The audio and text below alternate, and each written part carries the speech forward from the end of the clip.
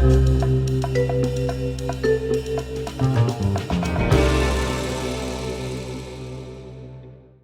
안녕하세요. 오랜만에 인사드리게 됐습니다. 반려동물에 대한 영양학, 그 진실을 파헤치는 시간, 정설영 수의사입니다. 사실 제가 좀 고민을 좀 했는데 얼마 전에 굉장히 안 좋은 일을 경험했거든요. 제 지인과 관련된 일이다 보니까 말씀드리는 게 맞는가 좀 고민을 했는데 동물 건강과 관련된 일이라 가지고 여러분들께 좀 말씀드려야 되겠다 결심을 하고 그와 관련된 내용을 좀 말씀드리려고 해요.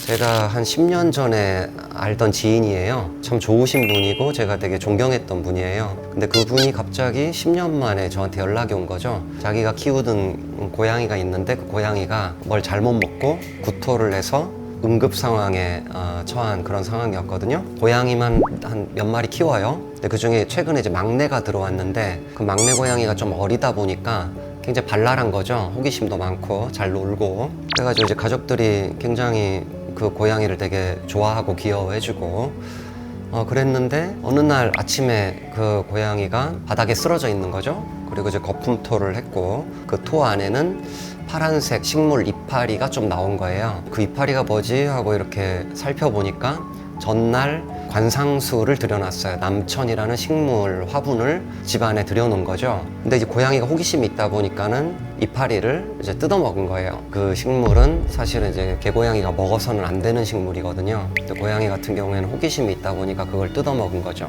그것 때문에 저한테 전화가 와서 제가 즉시 병원으로 데려가가지고 수액 처치를 하게끔 병원 소개도 해드리고 그랬습니다. 검사 결과를 보니까 이제 간 수치가 어마어마하게 올라갔죠. 중독 문제니까 여러 지표들이 있는데 그 중에 하나는 측정 불가가 될 정도로 높게 올라가가지고 바로 입원해가지고 계속 이제 수액 처치를 한 거죠. 결국은 한 일주일 만에 회복하고 퇴원했습니다. 그랬는데 한 달 좀 안 돼가지고 다시 쓰러졌어요. 그 고양이가. 그래서 병원에 또 부랴부랴 내원했더니 검사 결과 이제 급성 췌장염이 진단이 된 거죠. 이제 입원 치료를 다시 했음에도 불구하고 한 3일 만에 세상을 떠나게 됐거든요.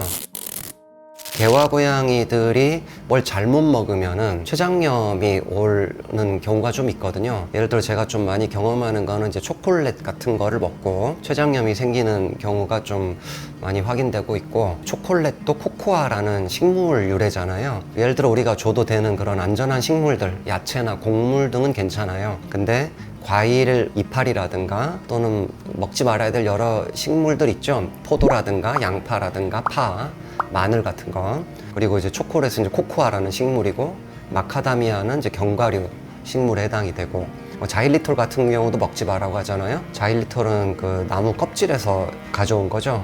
다 식물이죠. 커피 역시도 식물이죠. 카페인에 대해서는 굉장히 예민하거든요, 개와 고양이가. 그래서 집에서 커피 원두를 가지고 커피를 내려서 마실 때 그 원두가 개와 고양이가 먹지 않도록 닿지 않는 곳에 잘 보관을 또 해주셔야 돼요. 강아지의 경우에는 나가가지고 산책해가지고 여러 풀들을 뜯어 먹어가지고 문제되는 경우도 좀 있고, 고양이는 반대로 집 안으로 뭔가 어떤 식물을 새로 들여와가지고 문제되는 경우가 있죠. 아까와 같은 경우가 바로 그런 경우인데, 새로운 식물을 집 안으로 들여놔가지고 고양이가 좀 문제가 돼서 회복돼서 그 식물을 치웠음에도 불구하고 췌장염이라는 어떤 그런 문제가 생긴 거죠. 그래서 예를 들면은 포도를 만약에 먹었어요. 그러면 그 알맹이를 다 우리 사람이 따먹고 남은 포도송이가 있죠.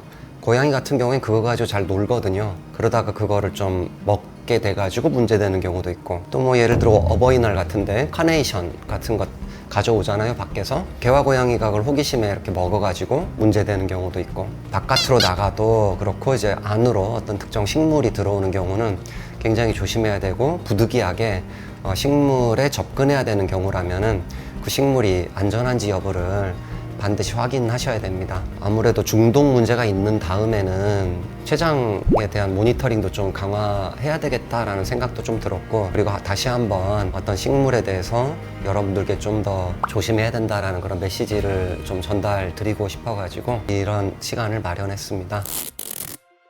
대표적으로 우리 한국 사람들이 많이 집안에서 키우는 식물들 보면 아까 그런 남천뿐만 아니라 국화라든가 백합, 그리고 이제 아이비나 수선화, 철쭉, 진달래 이런 것들이 다 독성을 가지고 있기 때문에 문제될 수 있거든요. 특히나 이제 요즘같이 가을인 경우에는 철쭉과 같은 그런 식물들을 산책할 때 볼 수가 있는데 꽃 같은 게 이제 떨어지기도 하고 그게 이제 이 심장 독성이 있거든요. 그렇기 때문에 좀 뭔가 주워 먹는 거 되게 강아지의 경우에는 조심하셔야 되고 고양이 같은 경우에는 독성을 가지고 있는 그런 식물들을 집 안으로 들여놓는 것을 하지 않는 게 이제 좋죠.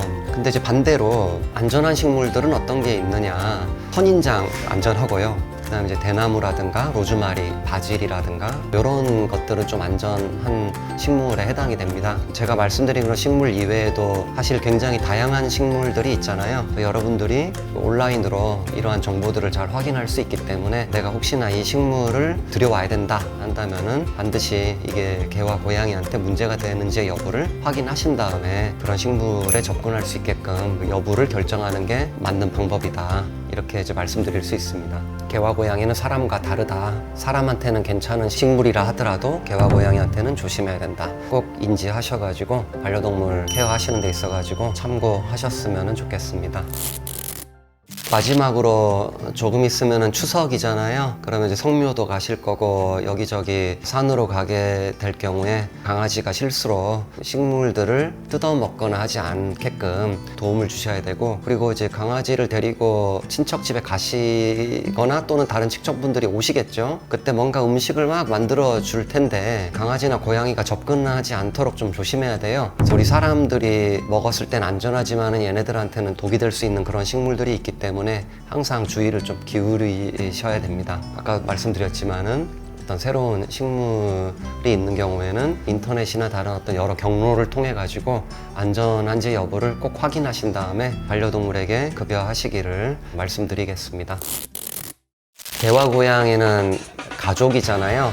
제가 맨날 하는 말이 있는데 예를 들어 제가 아프리카 오지에 가가지고 거기 있는 사람들을 만나면은 언어가 안 통해서 친해질 수가 없어요. 근데 이 개와 고양이는 언어가 안 통하는데도 친해지는 동물이잖아요. 그렇기 때문에 너무너무 사랑스러운 그런 동물들이라는 거죠. 행복감도 많이 주고 같이 있으면 웃음이 나오고 그래서 이러한 이제 가족과도 같은 그런 존재들인데 우리가 조금만 더 신경 쓰면은 얘네들이 혹시나 문제될 수 있는 부분들을 방지할 수 있다. 그렇기 때문에 좀 더 신경 쓰시면은 이들 존재에 대한 건강을 우리가 책임질 수 있지 않겠느냐 그렇게 생각합니다.